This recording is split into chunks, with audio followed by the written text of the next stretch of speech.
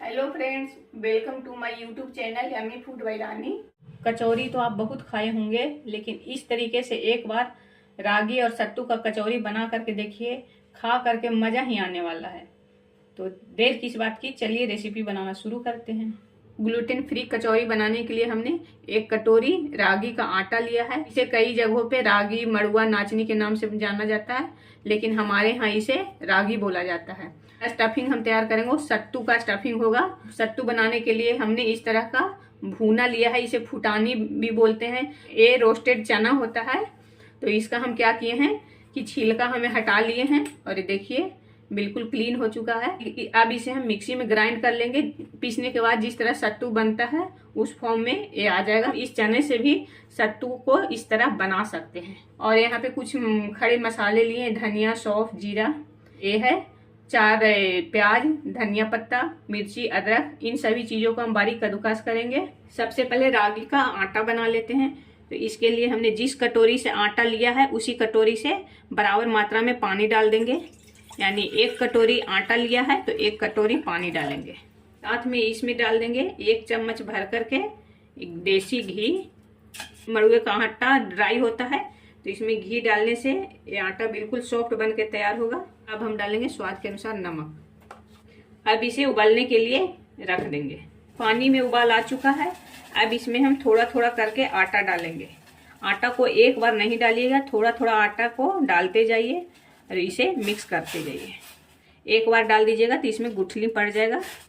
आटे और पानी का क्वांटिटी बराबर रहेगा तो आपका आटा जो बनेगा बिल्कुल परफेक्ट बनेगा। इसमें ना तो पानी की मात्रा ज़्यादा होगा या ना तो कम होगा। आटा पानी को पूरी अच्छी तरह से एब्जॉर्ब कर लिया है। यहाँ पे देखिए आटा बिल्कुल डो के फॉर्म में आ गया है। अब इसे हम ढक करके कुछ देर के लिए रख देंगे। इसे ढक करके 5 से 10 मिनट के लिए रख देंगे, जिससे कि आटा में जो भी स्टीम है उसे हमारा आटा बढ़िया से एक डो के फॉर्म में आ जाए। अब इस चने से हम सत्तू बना लेंगे। तो इसे मिक्सी के जार में डालेंगे और इसे ग्राइंड कर लेंगे। देखिए चने से सत्तू बन करके तैयार हो गया है। अगर घर पे सत्तू ना रहे तो चने से भी आप सत्तू बना सकते हैं। और मार्केट से तो सत्तू लाइएगा तो उसमें तो मिलावट भी रहता है, लेकिन इस तरह जब घर पे सत्तू बनाइएगा तो बिल्कुल प्योर बनेगा। तो अब हम इसे साइड करते हैं। यहाँ पे प्याज को लंबा लंबा स्लाइस में बारीक काट लेंगे। अब हम कचौरी का स्टफिंग बना लेंगे। तो इसके लिए हमने कुछ खड़े मसाले जो लिए हैं उसे ड्राई रोस्ट करेंगे। इसमें डाल दे रहे हैं कुछ काली मिर्च के दाने। अब इन मसालों को हम ड्राई रोस्ट करेंगे। तो इसे यहाँ पे फ्लेम को लो पे करते हुए और इसे लगातार चलाते रहेंगे। मसाला ड्राई रोस्ट हो चुका है। अब इसे हम निकाल लेंगे और ठंडा होने के बाद इसे ओखली में दरदरा कूट लेंगे। इस तरह जब कूट करके हम मसाला डालेंगे तो इसका स्टफिंग बहुत ज़्यादा बढ़िया बनेगा। अब इसमें हम डालेंगे आधा चम्मच जीरा, 2 चम्मच सरसों तेल, साथ में डाल देंगे 2 चुटकी हींग और एक बारीक कटा हुआ प्याज। अब यहाँ पे हम डालेंगे बारीक कटा हुआ हरी मिर्च, 1/2 टीस्पून अजवाइन, 1 टीस्पून कलौंजी जिसे मंगरेला भी बोलते हैं, और इसी के साथ जा रहा है इसमें ग्रेट किया हुआ अदरक। अब इन सभी चीज़ों को 1 मिनट के लिए भून लेंगे। आप देख सकते हैं प्याज बढ़िया से फ्राई हो चुका है और इसका कलर भी गोल्डन आ गया है।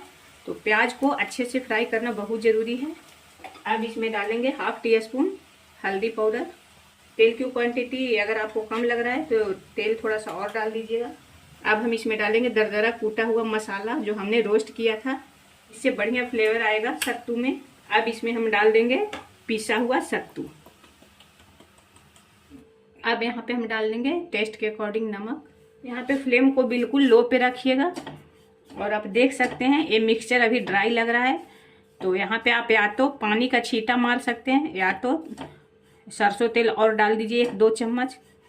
इस तरह जब आप स्टफिंग बना करके कचौरी बनाइएगा तो सफ़र में भी लंबे टाइम तक ये रह सकता है। ले जाइएगा तो ख़राब नहीं होगा। यहाँ पे मिक्सचर थोड़ा सा ड्राई लग रहा है तो कुछ पानी के छींटे डाल रही हूँ। अगर आपको सफ़र में ले जाना है तो यहाँ पे आप पानी ना डाल करके 1-2 चम्मच तेल डाल दीजिए। अब देखिए पानी डालते ही इसका ड्राइनेस जो है ख़त्म हो गया है। अब फ्लेम को ऑफ करती हूँ। अब यहाँ पे हम डालेंगे बारीक कटा हुआ धनिया पत्ता, और आधा नींबू निचोड़ दे रही हूँ। तो नींबू जब भी डालिए तो फ्लेम को ऑफ करके इन बातों का आप ध्यान रखिएगा। अब स्टफिंग बन करके तैयार हो गया है और उधर आटा भी सेट हो चुका है। अब इसे ढक करके रख देंगे। इस स्टफिंग को एक बार आप चेक कर लीजिए कि नमक या मिर्ची का क्वांटिटी अगर कम या ज़्यादा लगे तो यहाँ पे ज़रूर से डाल लीजिए। इसमें से इतनी अच्छी खुशबू आ रही है, हमने जो खड़े मसाला डाला है कूट करके, उससे बढ़िया फ्लेवर इसमें आ रहा है। आटा ठंडा हो चुका है।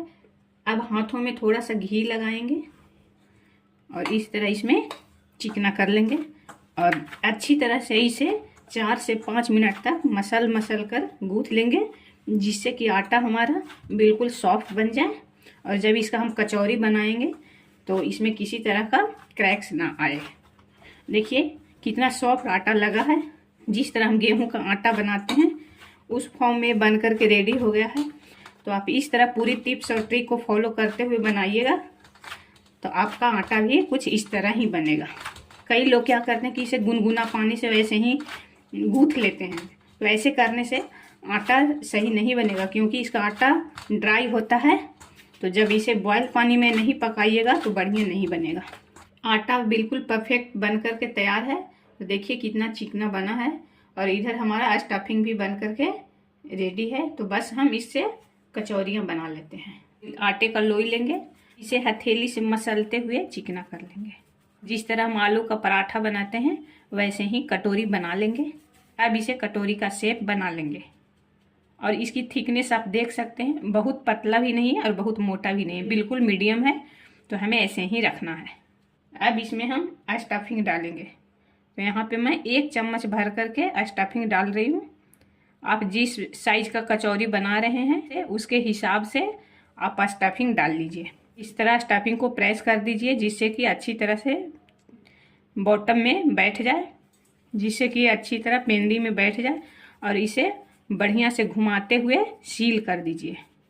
देखिए कहीं से इसमें क्रैक्स नहीं आया है। अगर आप आटा बिल्कुल परफेक्ट लगाइएगा तो इसमें क्रैक्स नहीं आएंगे।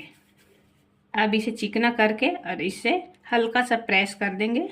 जिस तरह हम कचौरी बनाते हैं उसका शेप दे देंगे। अगर आप चाहे तो इसे हल्का सा चकले पे रख करके इसे बेल भी सकते हैं। तो बस इसे इतना ही करना है इस तरह। अब इसी तरह हम बाकी आटा से भी कचौरी को बना लेंगे। आटे से कचौरी को बना लिए हैं और अब इसे हम तलेंगे। इधर हमारा कढ़ाई भी गरम है। अब इसमें हम एक एक करके कचौरी डाल देंगे और यहाँ पे फ्लेम को मीडियम टू लो के बीच में रखिएगा और एक बार में जितनी कचौरी आ सके उतना डाल देंगे। अब इस तरह कचौरी के ऊपर तेल को उड़ेलते रहेंगे जिससे कि दोनों तरफ टेम्परेचर मेंटेन रहे। और देखिए एक कचौरी फूल चुका है। अब इसे पलट लेंगे। तो इसे पलटते हुए दोनों साइड पका लेंगे और फ्लेम को हाई पे बिल्कुल मत कीजिएगा। सत्तू के बहुत तरह से कचौरी खाए होंगे, लेकिन इस तरीके से एक बार ज़रूर से ट्राई कीजिए, बहुत ही बढ़िया लगता है खाने में। और अगर आप कहीं लॉन्ग टूर पे जा रहे हैं तो इसे ले जाइएगा बना करके, तो जल्दी ख़राब नहीं होगा। ये हेल्दी तो है ही, इसमें नो डाउट। एक ग्लूटेन फ्री है। रागी खाना सेहत के लिए बहुत बढ़िया होता है। तो कम से कम वीक में 1 दिन आप अपने रूटीन में इसे ज़रूर से इंक्लूड कीजिए और इस तरह खिलाइएगा तो बच्चे भी खाने से मना नहीं करेंगे, उन्हें भी बहुत ज़्यादा पसंद आएगा। मैंने सोचा कि आज इस तरह की रेसिपी आप लोग के साथ भी मैं शेयर करती हूँ। मैं अक्सर इस तरह से घर पे बनाते रहती हूँ। अगर आपको डीप फ्राई नहीं करना है तो इस तरह बना करके तवे पे सेक लीजिए, वो भी खाने में बहुत ही बढ़िया लगता है। फ्लेम को मीडियम टू लो के बीच में रखते हुए और पलट करके दोनों तरफ से अच्छी तरह से पका लेंगे। कचौरियाँ फूल करके ऊपर तैरने लगी है और इसका कलर तो ऐसे ही डार्क ही रहता है, तो उससे कलर देख करके आप इसे मत निकालिएगा। जब ये फूल करके तेल के ऊपर तैरने लगे तो समझ लीजिए कि ये पक चुकी है। तो बस इसे अब हम निकाल लेंगे। यहाँ पे देखिए एक भी कचौरी तेल में बिखरी नहीं है। जिस तरह मैं इसे डाली थी उसी तरह पक करके बाहर निकल रही है। जब आटा बिल्कुल परफेक्ट लगाइएगा तो आपकी भी कचौरी कुछ इसी तरह बनेगी। एकदम क्रिस्पी बनी, इसका आवाज़ मैं आपको सुना रही हूँ। देखिए कितना क्रिस्पी बना है।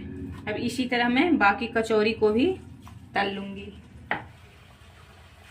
एकदम डिफरेंट तरीकों से और अलग अंदाज में एक ग्लूटेन फ्री कचौरी बनकर के तैयार है और इसका टेस्ट का तो कोई जवाब ही नहीं है। हेल्दी के साथ साथ ये खाने में बहुत ज्यादा ही स्वादिष्ट लगता है। कचौरी और दही का कॉम्बिनेशन बिल्कुल परफेक्ट बनता है। तो इस रेसिपी को आप लोग भी जरूर से ट्राई कीजिए। अगर चैनल पे नए हैं तो चैनल को सब्सक्राइब कर लीजिए, वीडियो को लाइक एंड शेयर कीजिए। Thank you for watching video.